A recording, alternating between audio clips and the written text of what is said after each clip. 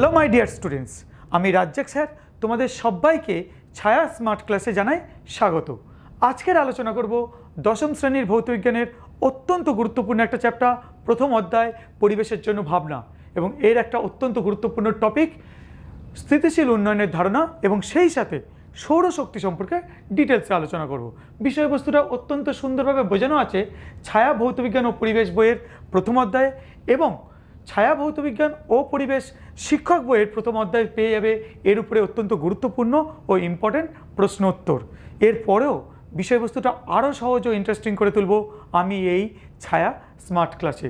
তাহলে চলে আসি সরাসরি বিষয়বস্তুতে। তাহলে স্থিতিশীল উন্নয়নের ধারণা বলতে ব্যাপারটা কি?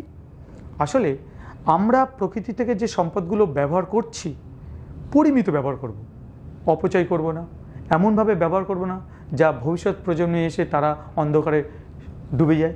তারাও যেন এই প্রাকৃতিক সম্পদ ব্যবহার করতে পারে, তাদের উন্নয়নের ধারাটা বজায় রাখতে পারে বা অক্ষুণ্ণ রাখতে পারে। এই কারণে আমাদের একটা সুষ্ঠুভাবে প্রাকৃতিক সম্পদ আহরণ করা, ব্যবহার করা এবং সংরক্ষণ করা প্রয়োজন। এই পুরো বিষয়টাই হলো স্থিতিশীল উন্নয়নের কনসেপ্ট, যেটা আমাদের সবাইকে সচেতন হয়ে এটাকে মেনে চলতে হবে। এই স্থিতিশীল উন্নয়নের জন্য আমাদের প্রথম কথা হলো জীবাশ্ম জ্বালানির উপর 100% নির্ভরশীলতা যেটা আছে সেখান থেকে সরে আসতে হবে, এসে আমাদের কিছু বিকল্প শক্তির উপর নির্ভরশীল হতেই হবে। এখন বিকল্প শক্তি বলতে আমরা বেশ কিছু শক্তি অলরেডি কিছু ব্যবহার করতে শুরু করেছি, বা তাদের সম্ভাবনা আরও বাড়ে কিনা সেটা দেখছি। যেমন দেখো, বিকল্প শক্তি বলতে সৌরশক্তি, ভূতাপ শক্তি, জোয়ার ভাটা শক্তি, কোলবেট মিথেন, মিথেন হাইড্রেট, বায়ু শক্তি, বায়োমাস শক্তি, আবার বায়োমাস শক্তি থেকে বায়োফুয়েল, বায়োগ্যাস, এই সব বিকল্প শক্তি অলরেডি আমরা ব্যবহার করতে শুরু করেছি অল্প অল্প করে, যদিও তাদের ব্যবহার এখনও ব্যাপক হারে হয়নি। তো এর মধ্যে বায়ু শক্তি আর বায়োমাস শক্তি এরা হলো চিরাচরিত শক্তি, মানে এরা অনেক বেশি ব্যবহার অলরেডি হচ্ছে, কিন্তু এখনও ব্যাপকভাবে আমরা নির্ভরশীল হতে পারিনি। যাদেরকে বলবো অচিরাচরিত শক্তির উৎস, তারা হলো সৌরশক্তি, ভূতাপ শক্তি, জোয়ার ভাটা শক্তি এবং এই কোলবেট মিথেন বলো, মিথেন হাইড্রেট বলো, এরা অচিরাচরিত শক্তি। এখন আমাদের আশেপাশে তাহলে যে শক্তির উৎসগুলো আছে, তাহলে তাদেরকে আমরা ভাগ করতে পারি দুটো ভাগে। এক হলো অনবীকরণযোগ্য শক্তি, আর দুই হলো পুনর্নবীকরণযোগ্য শক্তি। অনবীকরণযোগ্য শক্তি নামের মধ্যেই ব্যাপারটা ক্লিয়ার, নবীকরণযোগ্য নয়, মানে নতুন করে তৈরি করা সম্ভব নয়। অলরেডি একটাকে আমরা বলেছি, কয়লা, পেট্রোলিয়াম এবং প্রাকৃতিক গ্যাস, যা বহু কোটি বছর বিভিন্ন রাসায়নিক বিক্রিয়ার মাধ্যমে বা পরিবর্তনের মাধ্যমে তৈরি হয়েছে, সেটা আর নতুন করে তৈরি করা সম্ভব নয়। তাই কয়লা, পেট্রোলিয়াম এবং প্রাকৃতিক গ্যাস, এই জীবাশ্ম জ্বালানিগুলো অনবীকরণযোগ্য শক্তি। আর পুনর্নবীকরণযোগ্য শক্তি বলতে একটু আগে যে উদাহরণগুলো এনেছি, এগুলো শেষ হওয়ার মতো নয়, বেশিরভাগই আছে শেষ হয়। যেমন জোয়ার ভাটা শক্তি, ভূতাপ শক্তি বা সৌরশক্তি, বায়ু শক্তি, এগুলো যে শেষ হয়ে যাবে তা কিন্তু নয়, আমরা বারবার এদেরকে ব্যবহার করতে পারবো। এদেরকে বলা হচ্ছে পুনর্নবীকরণযোগ্য শক্তি। এবং সবচেয়ে ইন্টারেস্টিং কথা হলো এই শক্তিগুলো প্রকৃতিতে ক্ষতিকারক প্রভাবটা অনেক কম ফেলে, মানে যেমন পরিবেশ দূষণ অনেক কম, গ্রিন হাউস এফেক্ট বা গ্লোবাল ওয়ার্মিং সম্ভাবনা অনেকটাই কমিয়ে দেয়। ফলে এদের অনেক সুবিধাও আছে, তাই এদের উপর আমাদের নির্ভরশীলতা বাড়াতে হবে। দুটো কারণ তাহলে দেখতে পাচ্ছি, একটা হলো প্রকৃতির উপরে ভালো প্রভাব আছে বা ক্ষতিকারক প্রভাবটা অনেক কম আছে, আর দুই, ভবিষ্যৎ প্রজন্মের জন্য আমাদের জীবাশ্ম জ্বালানি সংরক্ষণটাও অনেক সহজ হয়ে যাবে। এখন আমরা এই যে বিকল্প শক্তিগুলো, এগুলো নিয়ে একটু ডিটেলসে আলোচনা করব। তো আগে এই সৌরশক্তি নিয়ে এবার বলা যাক। সূর্য হলো সব রকম শক্তির প্রত্যক্ষ বা পরোক্ষভাবে সূর্যটাই উৎস, মানে তুমি যে কোনো শক্তি ব্যবহার করছো তুমি জানবে সেই শক্তির উৎস প্রত্যক্ষ বা পরোক্ষভাবে সূর্যই। এখন আমরা সেই সৌরশক্তিকে প্রত্যক্ষভাবে ব্যবহার করতে চায় বিভিন্ন কাজে। সুবিধা কেন? প্রথম কথা হলো, এই শক্তি এখনও পর্যন্ত যদিও অচিরাচরিত, মানে এখনও এর উপরে ব্যাপক নির্ভরশীল হতে পারেনি, কারণ তার যে কস্টিং, তার যে ব্যবহার করার জন্য যে আমাদের যন্ত্রপাতিগুলো, সেগুলোর যে বহু মূল্য বা অনেক দামি, সেই জন্য এখনও সম্ভব হয়নি। তবে মাথায় রাখতে হবে, এই শক্তিটা পুনর্নবীকরণযোগ্য শক্তির উৎস, অর্থাৎ এটা কখনো শেষ হবে না। তুমি বারবার এটাকে ব্যবহার করবে, এটা শেষ হওয়ার কোনো প্রশ্নই নেই।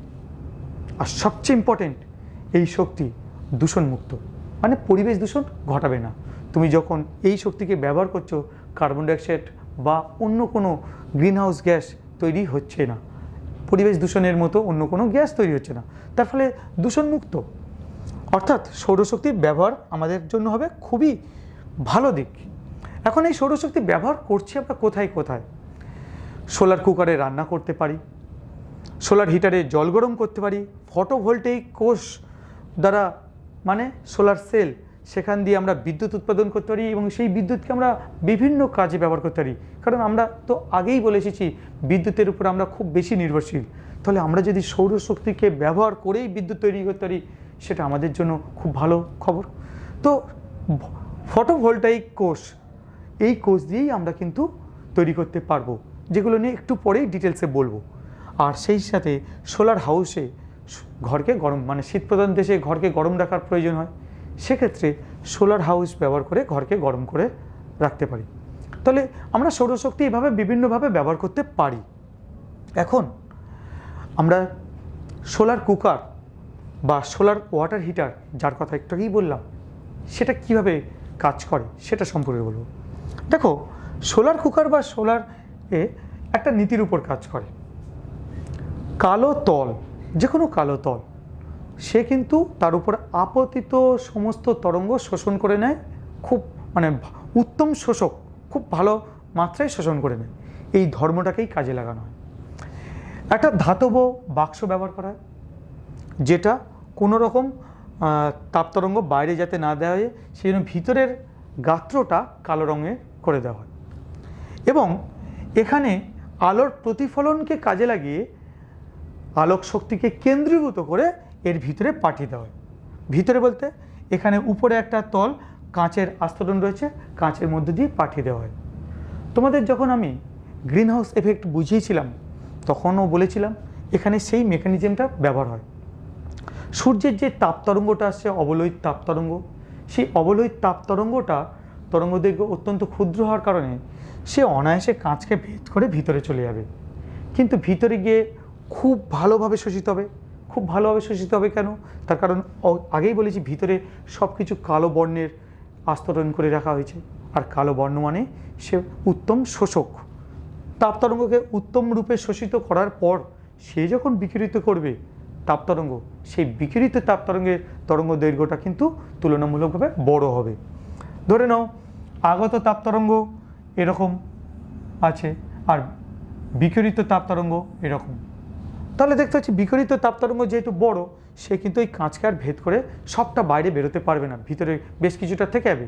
এভাবে সূর্যের আলোকে প্রতিফলন করে ভিতরে পাঠালে বারবার মানে যেতেই থাকছে আর বেরোচ্ছে কম, ফলে ভিতরে তাপমাত্রা ক্রমশ বৃদ্ধি পাবে। আর এর ফলে ওর ভিতরে রান্না করা সম্ভবও হবে। তো এই হলো সোলার কুকার বা সোলার ওয়াটার হিটার, মানে জল গরম করার জন্য ব্যবহার করা হয়, তার মেকানিজম। আশা করি তোমাদের কাছে ক্লিয়ার হয়েছে। এরপরে আমাদের যেটা একটু আগে বলেছিলাম, যে যদি আমরা সূর্যের সৌরশক্তিকে বিদ্যুৎ উৎপাদনের জন্য ব্যবহার করতে পারি, হ্যাঁ, সেটা এখনও সম্ভব তো হয়ে গিয়েছে।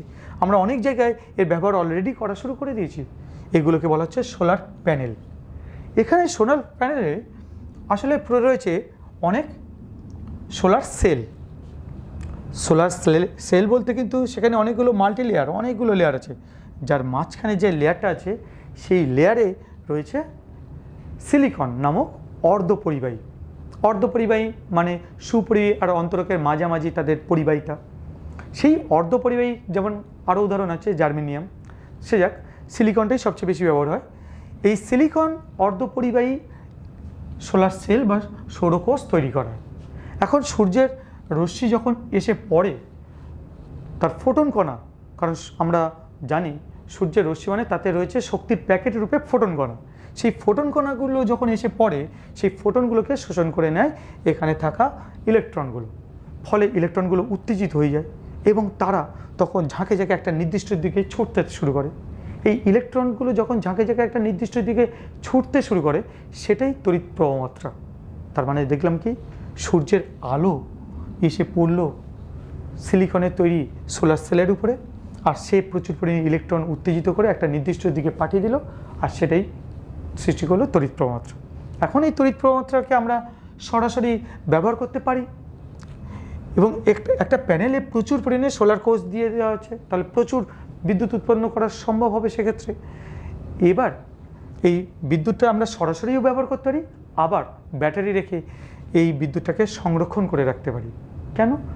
যেমন ধরে নাও রাতে আমাদের প্রয়োজন যদি পড়ে, তাহলে রাতে তো আর সূর্যের আলো থাকবে না যে ওখানে বিদ্যুৎ তৈরি করবে সরাসরি, ফলে রাতে আমাদের এই বিদ্যুৎটা যদি ব্যবহার করতে চাই সংরক্ষণ করে রাখা প্রয়োজন।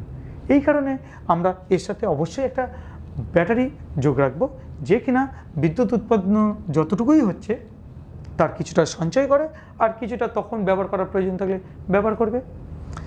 তো এই হলো সৌরকোষের ও সৌর প্যানেলের গল্প। এদের ব্যবহার এখন তো অনেক জায়গায় হচ্ছে এবং ধীরে ধীরে আরও বেশি হওয়া উচিত। যেমন দেখো, সোলার প্যানেল বসিয়ে জল তোলা হচ্ছে, পাম্প দিয়ে জল তোলা হচ্ছে, মাটি থেকে ভূগর্ভস্থ জল তোলা হচ্ছে মানে সোলার প্যানেল বসিয়েই। এখন তো অনেক গাড়িও যেমন উপরে এরকম সোলার প্যানেল বসিয়ে দিয়েছে, তার ফলে সূর্যের আলো দিয়ে ওখানে তড়িৎ শক্তি উৎপন্ন হচ্ছে, আর সেই তড়িৎ শক্তিকে ব্যবহার করে এর ভিতরে যাবতীয়, এর ভিতরে এসি আছে, গান চালানো বা সব কিছু একটা গাড়ির জন্য যে শক্তির প্রয়োজন সেগুলো ব্যবহার করা সম্ভব হচ্ছে। আমাদের যে কৃত্রিম উপগ্রহ আর্টিফিশিয়াল স্যাটেলাইট, সেখানে তো এর উপরে খুব বেশি নির্ভরশীল হতেই হয়, কারণ ওখানে তো আর শক্তির উৎস সব পাঠিয়ে দেওয়া যায় না, যে পেট্রোল ডিজেল কয়লা এগুলো তো পাঠিয়ে দেওয়া যায় না। ফলে ওখানে এইরকম দুটো প্লেট লম্বা আছে, ওখানে প্রচুর পরিমাণে সারাদিন ধরে সূর্যের আলো ও নিয়ে সেই শক্তিটাকে ব্যবহার করছে, তড়িৎ শক্তিতে কনভার্ট করে নিচ্ছে, আর সেই তড়িৎ শক্তি ব্যবহার করছে ওখানে। তাহলে দেখতে পাচ্ছি যে কৃত্রিম উপগ্রহেও ব্যাপক হারে ব্যবহার করা হচ্ছে সৌরশক্তি থেকে তড়িৎ শক্তিতে, যেখানে সোলার সেল বা সোলার প্যানেল ব্যবহার করা হচ্ছে। এছাড়াও টিভি রিলে মেশিন বা বেতার যে স্টেশনগুলো আছে মানে রেডিও স্টেশন, সেখানেও কিন্তু প্রচুর শক্তির প্রয়োজন হয়।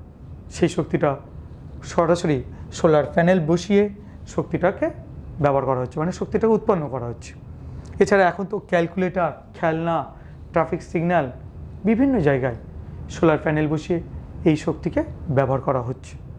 তাহলে আমরা এখানে সৌরশক্তির বিভিন্ন রকমভাবে যে ব্যবহার হচ্ছে সেটা বললাম, আরও বেশি বেশি করে যাতে ব্যবহার হয় সেদিকে আমাদের চেষ্টা করতে হবে। কারণ আগেই বলেছি এই শক্তি প্রথম কথা হলো পুনর্নবীকরণযোগ্য, মানে যত ইচ্ছা ব্যবহার করো শেষ হওয়ার কোনো প্রশ্নই নেই। আর দুই, এখানে কোনো দূষণ সৃষ্টি হয় না, কার্বন ডাইঅক্সাইড বা অন্য কোনো গ্রিন হাউস গ্যাস তো তৈরি হয় না, অন্য কোনো দূষক গ্যাসও তৈরি হয় না, পরিবেশ দূষণ হয় না। ফলে এর উপর নির্ভরশীলতা আমাদের যত বেশি হবে সেটা ভালো।